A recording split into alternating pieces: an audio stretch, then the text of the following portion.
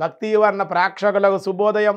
3/7/2025 స్వస్తి శ్రీ చాంద్రమానం విశ్వావసు నామ సంవత్సరాయణ గ్రీష్మఋతువు ఆషాఢమాసం శుక్లపక్ష అష్టమి గురువారం అష్టం మధ్యాహ్నం 2:40 వరకు హస్తా నక్షత్రం మధ్యాహ్నం 3:08 వరకు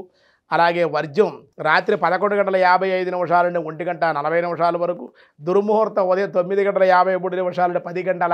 10:45 వరకు ఉదయ దుర్ముహూర్తాలు మధ్యాహ్నం 3:06 నుండి 3:58 వరకు దుర్ముహూర్తాలు సూర్యోదయం 5:33 సూర్యాస్తమయం 6:35 అమృత గడియలు ఉదయం 8:37 10:23 వరకు రాహుకాలం మధ్యాహ్నం 1:30 3 గంటల వరకు రాహుకాలం శుభ సమయం లేదు ఈరోజు పరిగి యోగం రాత్రి 8:24 భవ మధ్యాహ్నం 2:40 బాలువ తెల్లవారుజామున 3:33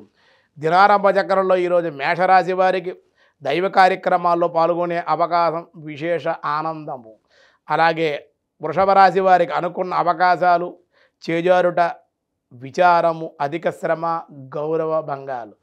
మిథున రాశి నూతన పరిచయాలు గౌరవం పెరుగుట ధనలాభం కర్కాటక రాశి వారికి బంధుమిత్రులతో ఆదరణ విందు వినోదాల్లో పాల్గొనే అవకాశం సింహరాశి వారి వివాహ ప్రయత్నాలు అనుకూలించుట కుటుంబానందం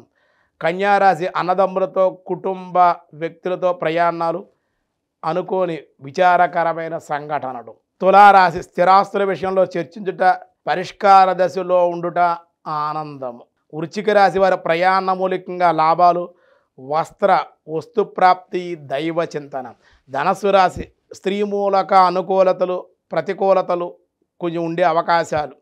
విచారం ఆనందం శ్రమ అధికం మకర రాశి కొన్ని సమస్యల నుండి బయటపడుట బంధుమిత్రులతో స్వల్ప విరోధాలు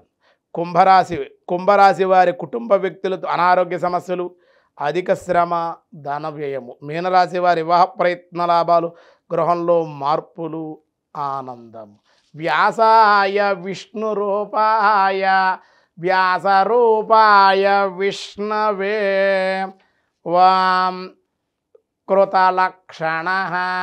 వాం కృతలక్షణాయ నమః కృతలక్షణాయ నమః అనేక దివ్య లక్షణాలతో కూడిన వాడగుట చేత పరమాత్మని కృతలక్షణ అన్నారు అవి ఏమిటయ్యా అంటే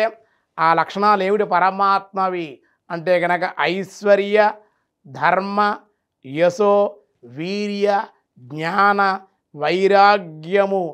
సమగ్రమైన షణ్ముఖైశ్వర్య సంపన్నుడు అని చెప్పారు కనుక కృతలక్షణుడు అయ్యాడు శ్రీవత్సము అనే పుట్టుమచ్చ కలిగినటువంటి వాడు కనుక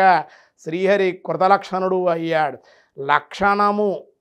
అనగా శబ్దము అనే వేదాంత శాస్త్రము యందు చెప్పబడినది అర్థంగా చెప్పారు వేద శాస్త్రాన్ని విజ్ఞానం ఏతత్సర్వం జనాత్ వేదశాస్త్రాన్ని విజ్ఞానం ఏతత్సర్వం జనార్దనాత్ అను వచనానుసారంగా వేదశాస్త్రాలు భగవాను నుండి లభించినవి కనుక కృతలక్షణ అనే దివ్యనామంగా కూడా స్వామివారిని కీర్తించారు అని చెప్పబడింది మిగతా విషయాలు రేపు చూద్దాం ఈరోజు స్వస్తి